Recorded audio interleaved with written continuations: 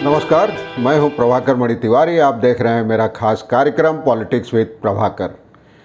क्या आप जानते हैं कि सबसे राजनीतिक पार्टी कौन सी सबसे ज़्यादा धनी है?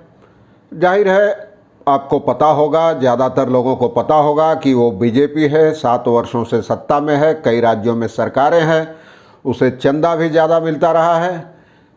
आप ये भी सोचते होंगे कि तृणमूल कांग्रेस पश्चिम बंगाल में 10 साल से सत्ता में है, तो जाहिर है दूसरे नंबर पर वही होगी, लेकिन आपका ये अनुमान गलत है। तृणमूल कांग्रेस से ज़्यादा संपत्ति है सीपीएम के पास। ये हैरत हो सकती है जानकर कि बस एक राज्य, सिर्फ केरल में उसकी सरकार है। बावजूद इसके 1 साल के दौरान उसे तृणमूल कांग्रेस के मुकाबले ज़्यादा चंदा मिला है। तो आज चर्चा करूंगा इसी पे, किस पार्टी की आय कितनी है और उसकी संपत्ति कितनी है। पूरा वीडियो देखिए आखिर तक, और जचे तो कृपया सब्सक्राइब करें, मित्रों परिजनों के साथ शेयर करें और घंटी का निशान भी दबा दें। तो चलिए देखते हैं पूरी रिपोर्ट।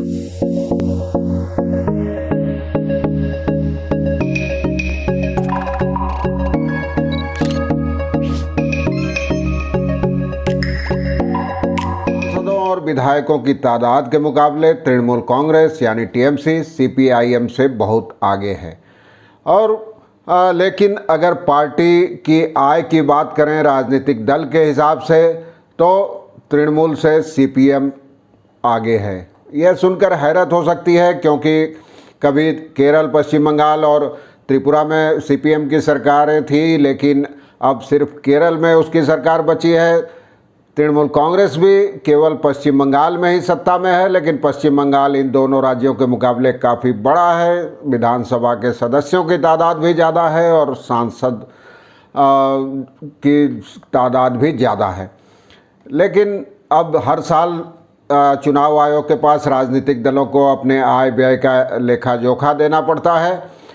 सीपीएम ने पहले ही अपना लेखा जोखा दिया। इसमें देखा गया उसके हिसाब में कि साल में सालाना आय के मामले में तृणमूल कांग्रेस से वो 15 करोड़ रुपए से आगे है, यानी तृणमूल के मुकाबले उसे 15 करोड़ रुपए ज़्यादा आय हुई है उसकी।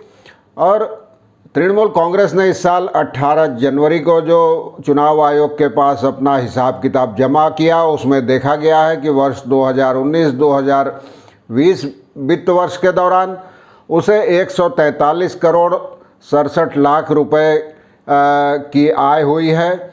और सीपीएम ने भी इस साल फरवरी में जमा किया था अपना हिसाब, उसमें देखा गया कि उसे 158 करोड़ 42 लाख रुपए की आय हुई है। और जो तृणमूल के मुकाबले 15 करोड़ ज़्यादा है, तृणमूल कांग्रेस की आय 143 करोड़ 67 लाख और सीपीएम की 158 करोड़ 62 लाख। दूसरी ओर चुनावी बॉन्ड के जरिए जो चंदा हासिल होता है, उसमें बीजेपी ने राजनीतिक दलों को बाकी को तमाम बहुत पीछे छोड़ दिया है। वर्ष 2019-20 के दौरान चुनावी बॉन्ड के जरिए बीजेपी को 2555 करोड़ रुपए का चंदा मिला है, जो कुल बॉन्ड की कीमत का 76% है। इसके उलट प्रमुख विपक्षी दल कांग्रेस को महज 9% चंदा मिला है, और बाकी दलों को चंदे का भी मैं आगे बताऊंगा। लेकिन यहाँ जो है सीपीएम और तृणमूल को जितना चाहे मिला हो, लेकिन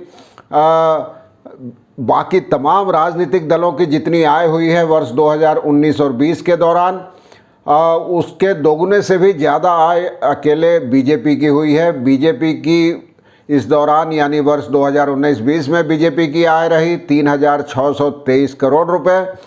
इसमें जैसा कि मैंने आपको बताया 2555 करोड़ रुपए का चंदा चुनावी बॉन्ड के जरिए मिला है। इसी दौरान कांग्रेस की कुल आय रही 682 करोड़ रुपए।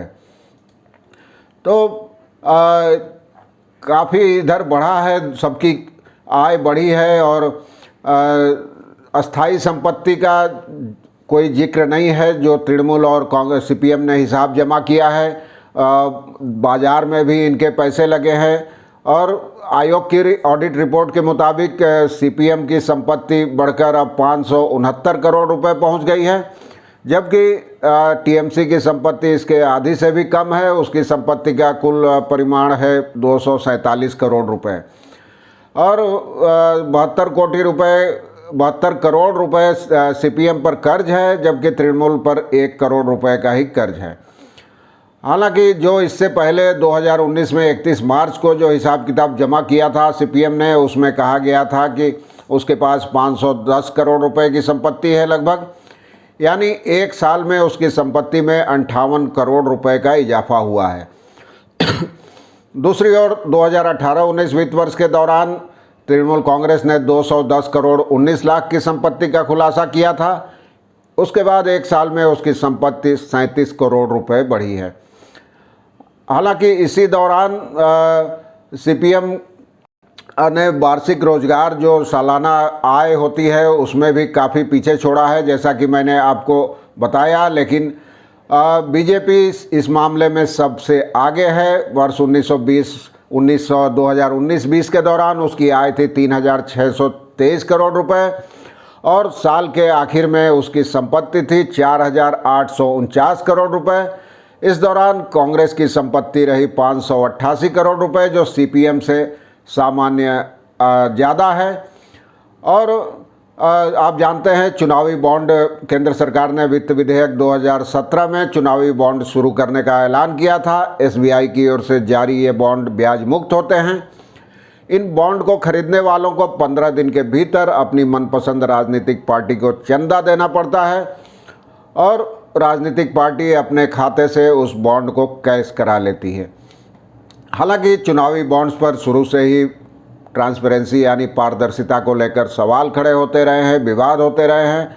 चुनावी बॉन्ड के जरिए 2019-20 के दौरान बीजेपी को करीब 76% चंदा मिला और कांग्रेस को कुल 9% यानी 318 करोड़ रुपए मिले। बीजेपी को जैसा मैंने बताया 3,355 करोड़ रुपए मिले थे और कांग्रेस को मिलने वाली रकम घटी है। उसको 18-19 के दौरान 383 करोड़ मिला था, जो अगले साल घटकर 318 करोड़ पहुंच गया।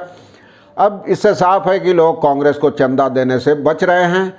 चुनाव आयोग के आंकड़ों की बात करें तो ममता बनर्जी की तृणमूल कांग्रेस को चुनावी बॉन्ड के जरिए 100.46 करोड़ का चंदा मिला है, डीएमके को 45 करोड़, शिवसेना को 41 करोड़, शरद पवार की एनसीपी को 29.25 करोड़ और अरविंद केजरीवाल की आम आदमी पार्टी को 18 करोड़ रुपए। इसी तरह लालू यादव की पार्टी राष्ट्रीय जनता दल को 2.5 करोड़ रुपए मिले हैं। और चुनाव आयोग के मुताबिक बीजेपी सबसे धनी राजनीतिक पार्टी है। उसके पास 3,501 करोड़ रुपए की नकदी और बैंक में जमा पूंजी है। इसके अलावा देश भर में उसके आलीशान दफ्तरों की संपत्ति अलग से है। तो आज के लिए बस इतना ही, और कुछ हुआ आगे तो ऐसी ही दिलचस्प खबरें बताता रहूँगा। धन्यवाद, नमस्कार।